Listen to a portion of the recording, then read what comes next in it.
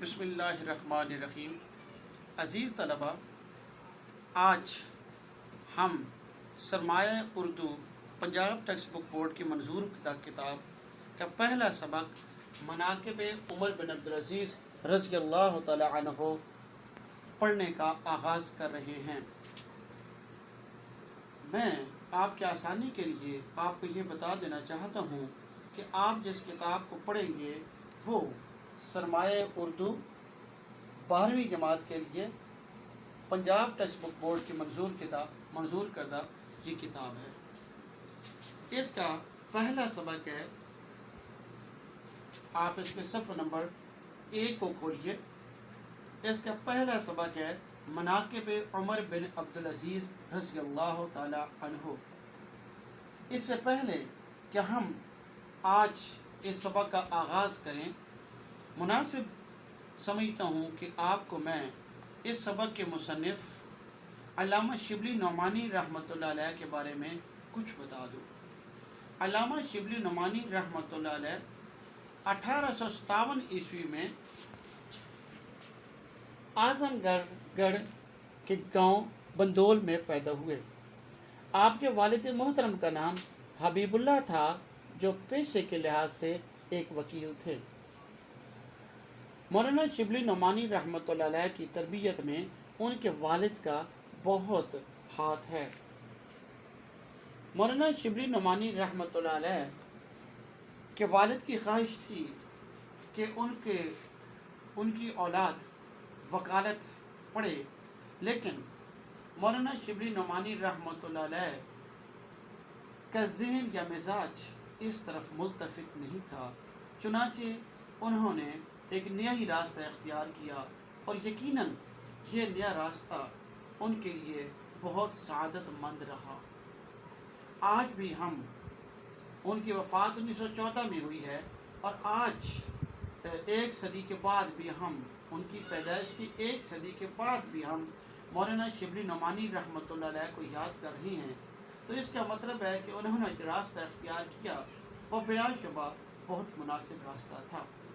مولانا شبلی نعمانی رحمۃ اللہ علیہ اپنے عہد کے عظیم مورخ، سوانح نگار، سیرت نگار، نقاد، شاعر، عالم اور ادیب تھے۔ آپ کا اسلوب پڑھنے والوں کو اپنی طرف کشش کر لیتا ہے۔ مولانا شبلی نعمانی رحمۃ اللہ علیہ کے حوالے سے آپ یہ دیکھیے کہ آپ 1882 عیسوی میں اپنے چھوٹے بھائی کا داخلہ کروانے کے لیے علی گڑھ کالج میں تشریف لے گئے۔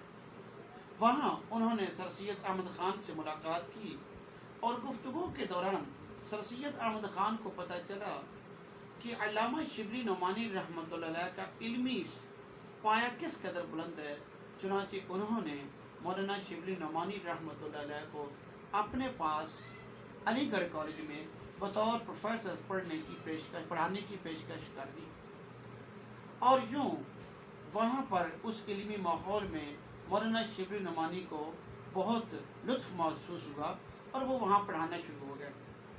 علی گڑھ کالج میں علامہ شبلی نعمانی رحمۃ اللہ علیہ کی ملاقات پروفیسر آرنلڈ سے بھی ہوئی، جو علامہ اقبال کے استاد بھی ہیں۔ پروفیسر آرنلڈ نے علامہ شبلی نعمانی رحمۃ اللہ علیہ سے فارسی زبان سیکھی، جبکہ شبلی نے ان سے فرانسیسی زبان سیکھ لی۔ یوں شبلی عربی، فارسی، اردو اور فرانسیسی زبان کے عالم بن گئے۔ شبلی نعمانی رحمۃ اللہ علیہ علی گڑھ کالج کے بعد وہاں سے وہ ندوۃ العلماء میں تشریف لے آئے اور یہاں کچھ عرصہ پڑھایا۔ اسی طرح اس کے بعد انہوں نے اپنے آبائی گاؤں اعظم گڑھ میں 1913 عیسوی میں دارالمصنفین کے نام سے ایک ادارے کی بنیاد رکھی، اور اس ادارے کو انہوں نے اپنا خون دل پلایا ہے۔ اپنی ذاتی زمین، باغ، گھر اور جو کچھ ان کے پاس تھا، انہوں نے سب کچھ اس ادارے پر وار دیا۔ علامہ شبلی نعمانی ساری عمر علم و ادب کی خدمت کرتے رہے۔ ان کی تصانیف کو آپ دیکھیے जिसमें अल-मामून, सीरत नुमान, अल-फारूक, अल-गज़ाली, सवानिह मौलाना रूम, सीरत नबी सल्लल्लाहु अलैहि वसल्लम, मवाज़ना अनीस दबीर, शेरुल अजम, तारीख़ इस्लाम, सफ़रनामा मिस्र, रूम और शाम, मज़ामीन आलमगीर और मकालात शामिल हैं। हम जो सबक आज पढ़ने जा रहे हैं यानी मनाक़िब उमर बिन अब्दुल अज़ीज़ रज़ियल्लाहु ताला अन्हो, ये उनके मकालात के जिल्द 4 का एक दर्स या खुतबा है जो हम आज पढ़ेंगे।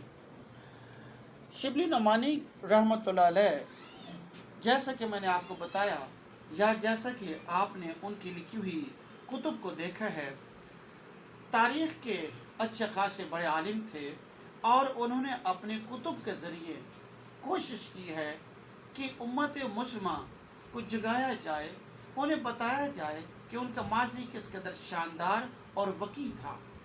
शिबली नुमानी रहमतुल्लाह अलैह जब अपनी आखिरी उम्र के करीब पहुँचे तो उन्होंने सोचा कि वो सीरत नबी सल्लल्लाहु अलैहि वसल्लम लिखें। चुनांचे उन्होंने सीरत नबी सल्लल्लाहु अलैहि वसल्लम पर तहकीक करना और उसे लिखना शुरू कर दिया। अभी 2 जल्दें ही मुकम्मल कर पाए थे कि उनकी तबीयत नासाज हो गई। उन्हें लगा कि शायद उनका सफ़र आखिरत आन पहुँच जाए।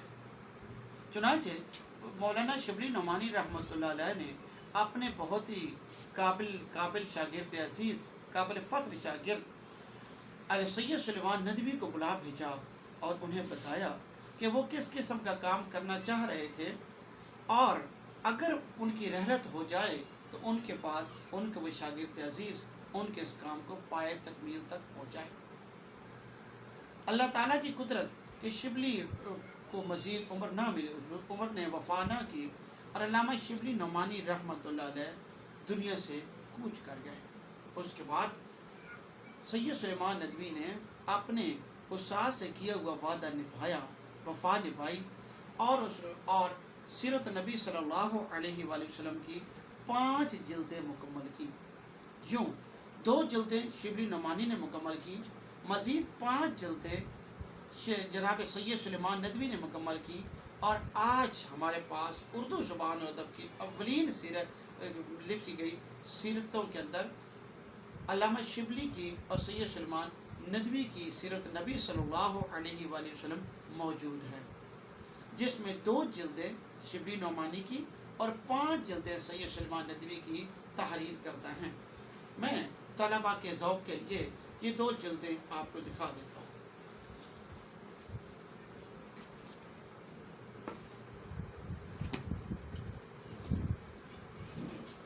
ये देखिए, ये जिल्द अव्वल और दोम या सोम और स्वयं और चहारम तक सीरत नबी सल्लल्लाहु अलैहि वसल्लम की चलते हैं।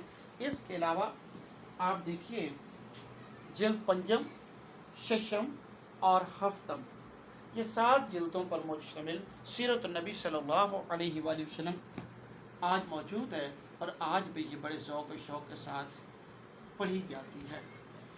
अब शिबली नुमानी रहमतुल्लाह अलैह का तारुफ़ करवाने के बाद मैं वापस सबक की तरफ आता हूँ।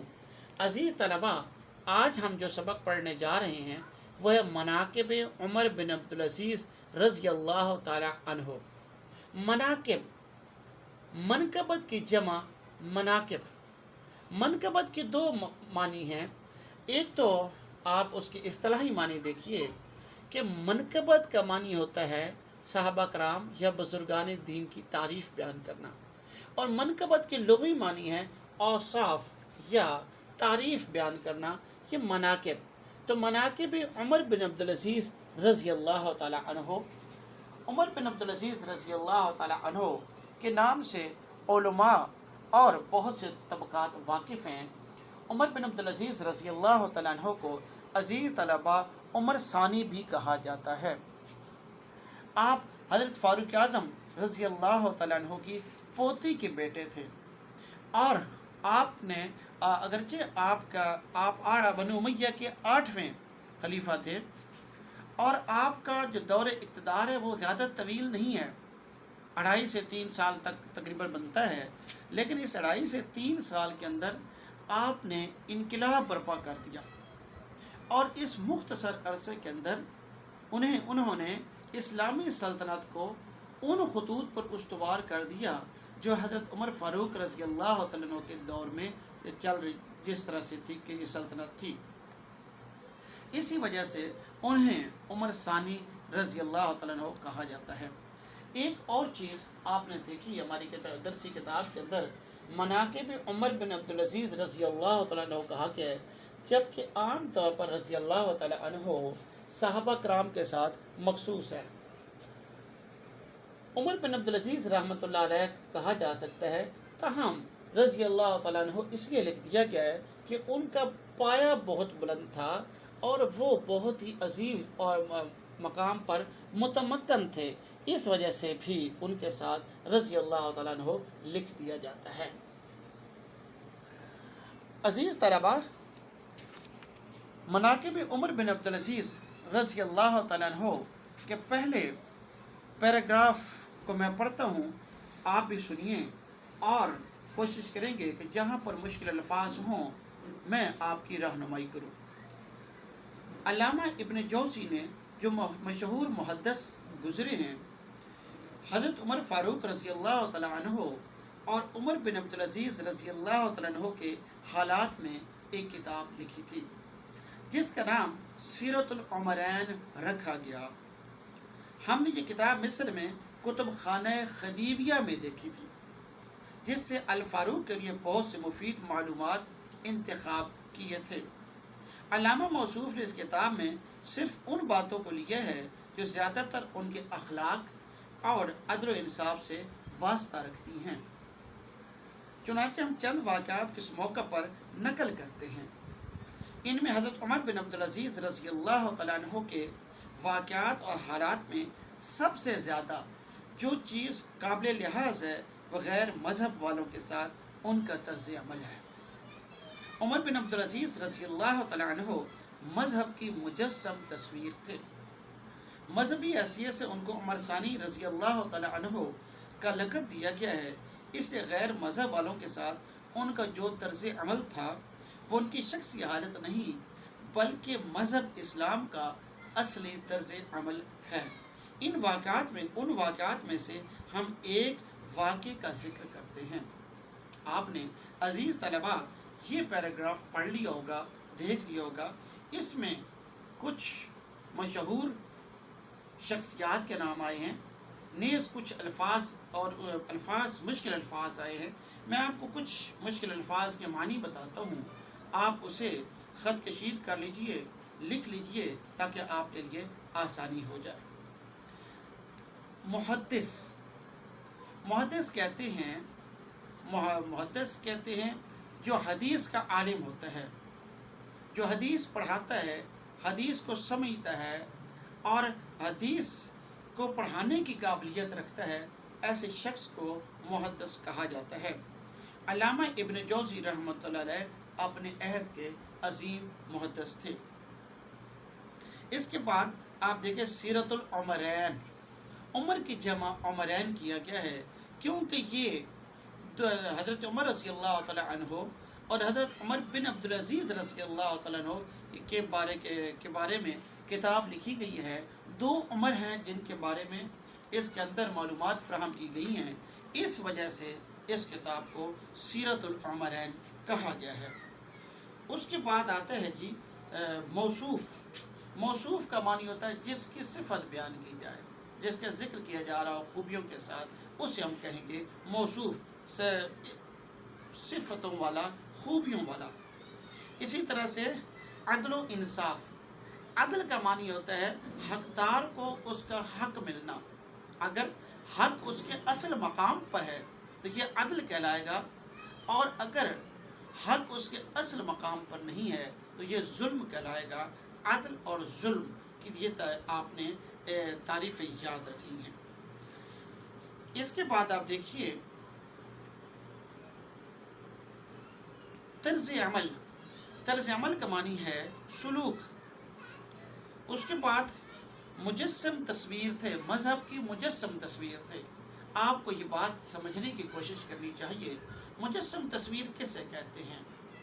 دیکھیے، کس مذہب خود کوئی وجود نہیں ہے، کوئی چلتا پھرتا جسم نہیں ہے، لیکن اگر کوئی شخص اسلام کو اور نہ بچھونا بنا لے اور اسلام کو کے اوپر اتنا زیادہ کاربند ہو جائے کہ اس سے کوئی بھی عمل اسلام کے مخالف سرزد ہو ہی نہ سکے، اور یہ کہ وہ اسلام کی چلتی پھرتی تصویر بن جائے، تو ہم اسے کہیں گے کہ یہ شخص جو ہے یہ اسلام کی مجسم تصویر ہے۔ اسی لیے علامہ شبلی نعمانی رحمۃ اللہ علیہ نے جناب عمر بن عبدالعزیز رضی اللہ تعالیٰ عنہ کو اسلام کی مجسم تصویر قرار دیا ہے۔ اس کے بعد آپ دیکھیے، لقب کہتے ہیں جو نام دیا جائے، جو نام کسی نے اپنے اصل نام کے علاوہ کسی اور نام کے ساتھ اگر کوئی شخص مشہور ہو جائے تو ہم کہتے ہیں کہ یہ اس کا لقب ہے۔ اس کے بعد آپ اگلے اسی لائن کے اندر دیکھیے، طرز شخصی حالت، ذاتی حالت، کسی فرد کی ذاتی حالت کو شخصی حالت کہیں گے۔ اور اب میں آپ کو اس پیراگراف کے اندر جو ایک دو تاریخی باتیں آئی ہیں ان کے بارے میں بتانا چاہوں گا، جیسے علامہ ابن جوزی رحمۃ اللہ علیہ۔ دیکھیے عزیز طلبہ، علامہ ابن جوزی رحمۃ اللہ علیہ 1116 عیسوی میں پیدا ہوئے ہیں اور آپ کی وفات 1200 عیسوی میں ہو گئی۔ آپ اپنے عہد کے عظیم مورخ، محدث اور قرآن مجید کے اولین مفسر تھے۔ آپ سے 250 سے 300 کتابیں منسوب کی جاتی ہیں کہ یہ ساری کتب علامہ ابن جوزی نے لکھی ہیں۔ علامہ ابن جوزی کا علمی مقام و مرتبہ بہت بلند تھا، اسی وجہ سے آج بھی ان کا نام بہت احترام کے ساتھ لیا جاتا ہے۔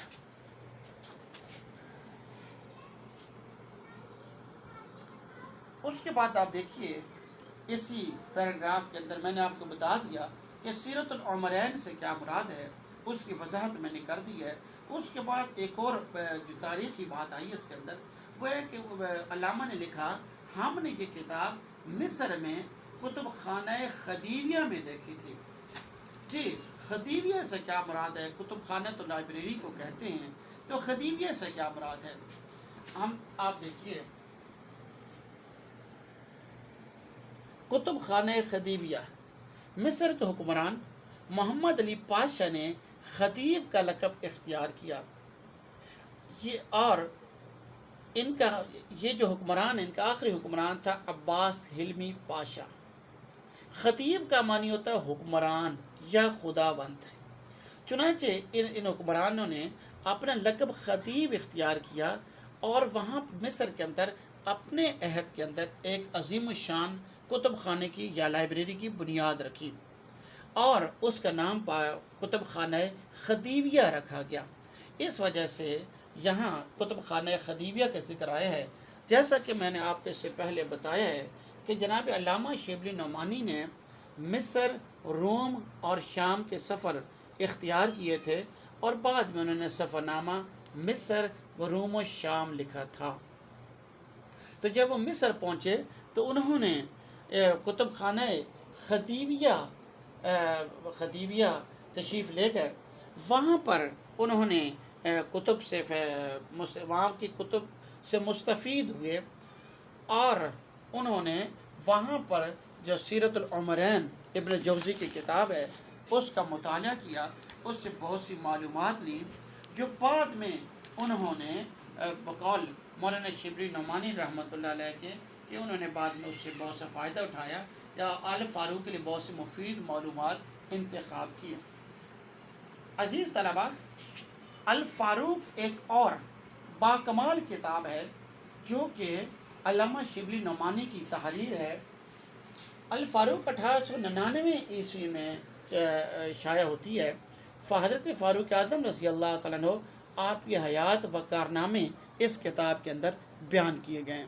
میں آپ کو یہ کتاب دکھا بھی دیتا ہوں۔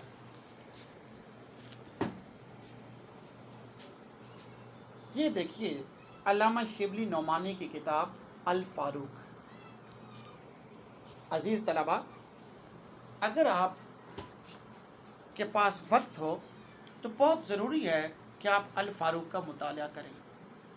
یہ ایک باکمال کتاب ہے، اور آپ کو پتہ چلے گا کہ ایک حکمران جو صرف 10.5 سال تک حکمران رہا، کم و بیش 10.5 سال حکمران رہا، اس نے کس طرح سے فتوحات کا سلسلہ بھی جاری رکھا، اور نہ صرف فتوحات کا سلسلہ جاری رکھا بلکہ اس نے سلطنت کے اندر بہت سے نئے ادارے کھڑے کر دیے، ان کو باقاعدہ استحکام بخشا، اور اس کی سلطنت کے اندر عدل و انصاف بھی بہت بلند مقام پر قائم رہا۔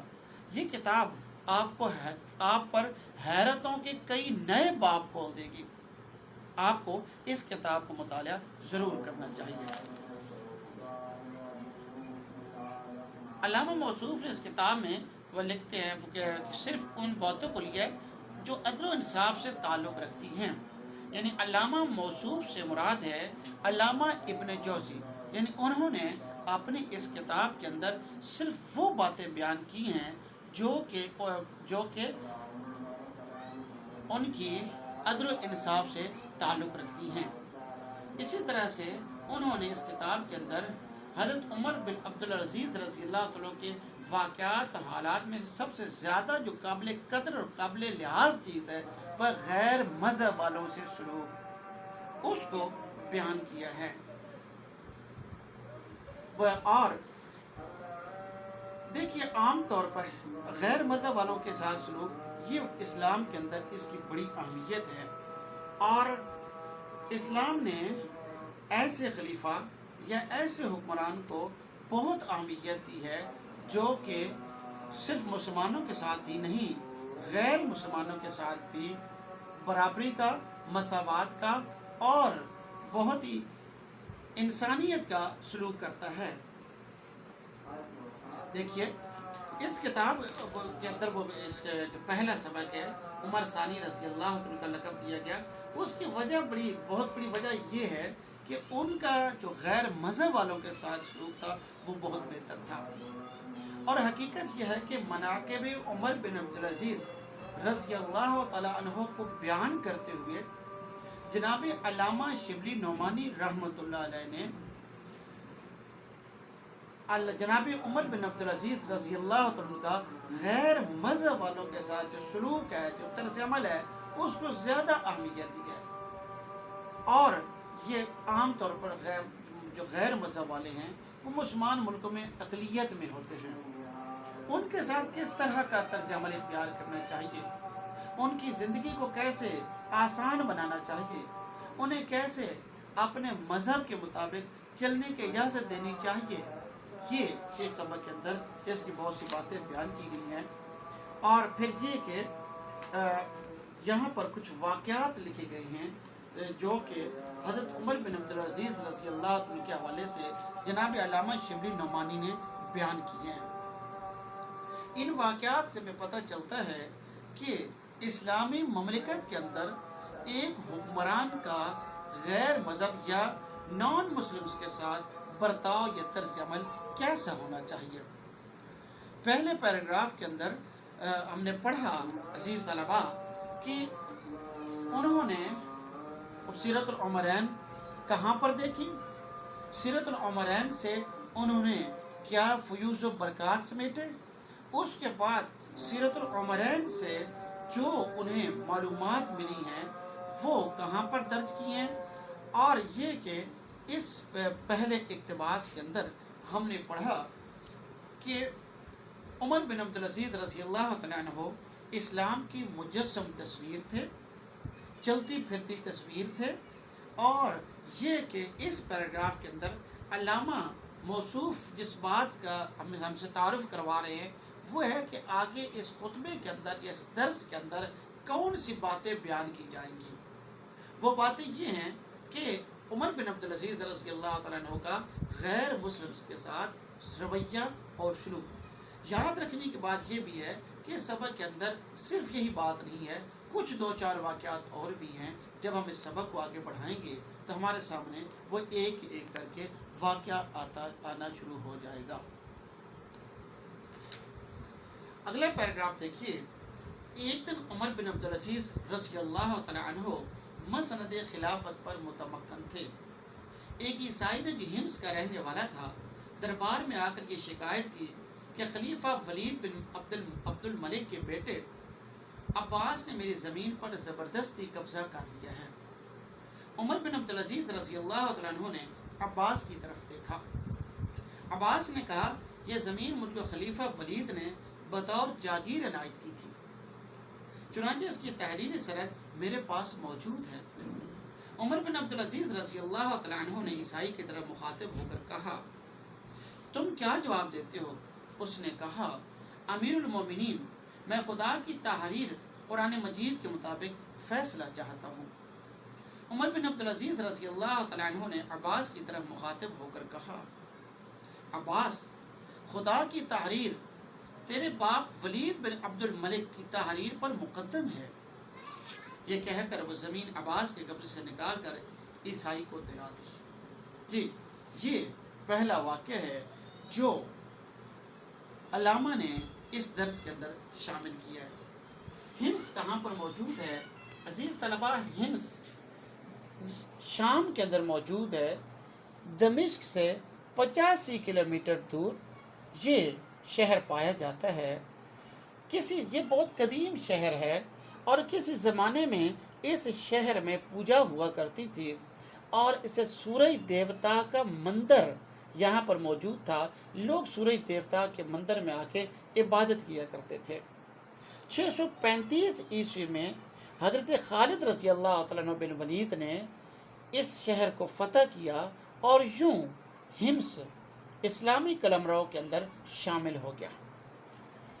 اسی ہمس کی بات یہاں پر کی جا رہی ہے اور کمال کی بات ہے کہ وہ بتاتے ہیں، عمر بن عبدالعزیز رضی اللہ تعالیٰ عنہ کے حوالے سے بتاتے ہیں کہ کس طرح سے خلیفہ ولید بن عبد الملک کے بیٹے عباس نے قبضہ کر لیا۔ ولید بن عبد الملک کا بیٹا تھا اور اس کا نام تھا عباس۔ اس نے ایک زمین پر قبضہ کر لیا، جبکہ وہ زمین کس کی تھی؟ وہ ایک عیسائی کی زمین تھی جس کے اوپر قبضہ ہو گیا تھا۔ اب یہ یاد رکھیں کہ ولید بن عبد الملک ایک بڑی طاقتور حکمران گزرا ہے بنو امیہ کے اندر، اور بنو امیہ جو حضرت عمر بن عبدالعزیز رضی اللہ تعالیٰ عنہ ہیں ان کا تعلق بھی خاندان بنو امیہ سے تھا۔ میں آپ کو پہلے بتا چکا ہوں کہ عمر بن عبدالعزیز رضی اللہ تعالیٰ عنہ جو ہیں وہ 8ویں خلیفہ تھے بنو امیہ کے۔ آپ کی زندگی 682 عیسوی سے 720 عیسوی تک آپ کی کوئی بہت لمبی طویل عمر آپ نے نہیں پائی ہے، اور آپ نے 2.5-3 سال زندگی بطور حکمران و سلطنت میں گزارے ہیں، اور آپ 8ویں خلیفہ تھے۔ آپ سے پہلے ولید بن عبد الملک ہو گزرا ہے، تو اس کے بیٹے نے زمین پر قبضہ کر لیا، اور یہ زمین ایک عیسائی کی تھی۔ وہ عیسائی کہاں پر آتا ہے؟ وہ امیر المومنین کے پاس آتا ہے۔ یہ لفظ امیر المومنین سبق کے اندر آیا ہے۔ حضرت ابوبکر صدیق رضی اللہ تعالیٰ عنہ جب حکمران بنے تھے تو انہیں خلیفۃ الرسول صلی اللہ علیہ وآلہ وسلم کہا جاتا تھا۔ تو اس کے بعد حضرت فاروق اعظم رضی اللہ تعالیٰ عنہ حکمران بنتے ہیں، اور جب وہ حکمران بنتے ہیں تو وہ اپنا جو لقب ہے یا اپنا جو خطاب ہے وہ امیر المومنین تجویز کرتے ہیں۔ امیر المومنین سے آگے ایک علامت آئی ہوئی ہے جسے ندائیہ کہتے ہیں۔ ندائیہ کا مطلب ہوتا ہے جب آپ کسی سے خطاب کرتے ہیں، جب آپ کسی کو پکارتے ہیں اور خطابیہ کلمات لکھتے ہیں تو اس کے بعد جو علامت لگائی جائے گی وہ ندائیہ کی علامت لگائی جائے گی۔ تو وہ عیسائی جو ہے وہ حضرت عمر بن عبدالعزیز رضی اللہ عنہ کے پاس آتا ہے اور وہ کہتا ہے کہ عمر بن عبدالعزیز رضی اللہ عنہ کہتے ہیں کہ ان سے کہا جاتا ہے کہ آپ قرآن کے مطابق یہ فیصلہ کر دیں، اور جب قرآن کی بات آ گئی، آپ عزیز طلبہ اس بات کے اوپر غور کیجئے، یہ بہت اہم بات ہوئی ہے کہ ایک عیسائی یا جسے اہل کتاب کہیں گے وہ یہ کہہ رہا ہے کہ خلیفۃ المؤمنین خلیفۃ المسلمین آپ میرا فیصلہ قرآن کے مطابق کر دیجئے. تو یہ اس سے آپ دیکھیے کہ مسلمان انہیں ایک عیسائی کو یا نان مسلم کو ایک مسلمان حکمران کے اوپر کس قدر اعتبار تھا. چنانچہ یہ فیصلہ جب عمر بن عبدالعزیز رضی اللہ تعالیٰ عنہ نے کیا تو وہ قرآن کے مطابق تھا اور قرآن کے مطابق عدل کیا گیا اور عدل میں عباس یہ کیس ہار گیا. ولید بن عبد الملک نے جو زمین اسے دی تھی وہ غلط دی تھی, اس نے غلط قبضہ کیا تھا اور یوں عمر بن عبدالعزیز رضی اللہ تعالیٰ عنہ نے خدا اور رسول کی خاطر حق پر فیصلہ کیا. تو یہ پہلا واقعہ ہے جو اس کے اندر بیان کیا گیا ہے.